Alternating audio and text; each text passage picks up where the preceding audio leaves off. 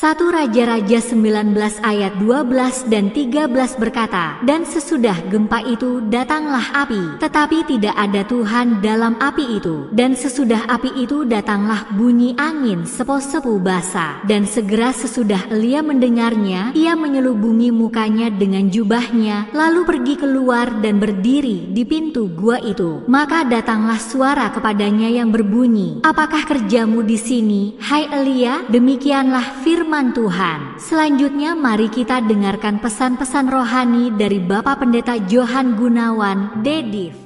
Saudara-saudara yang terkasih di dalam Kristus, di zaman ini kita terbiasa dengan hal-hal yang besar, dramatis dan bising.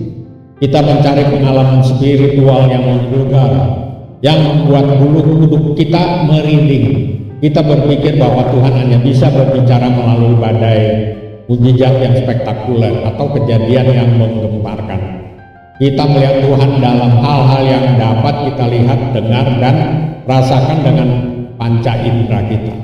Namun kisah Nabi Elia di Gunung Horeb mengajarkan kita sebuah pelajaran yang sangat mendalam dan bertolak belakang dengan cara pikir dunia.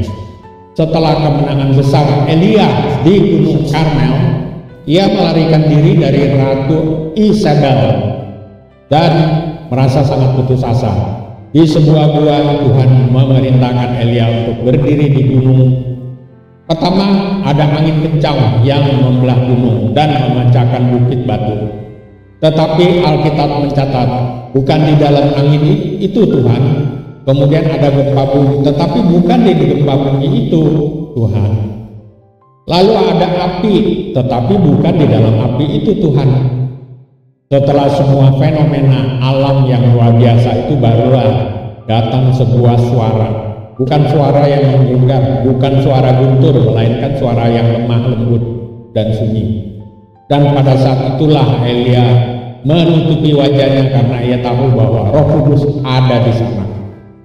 Suara Tuhan tidak selalu datang dalam bentuk mujizat besar, tetapi bisa datang melalui bisikan Roh Kudus di hati kita saat kita sedang merenung, melalui kata-kata dari seorang teman, atau melalui sebuah ayat Alkitab yang tiba-tiba terasa sangat hidup.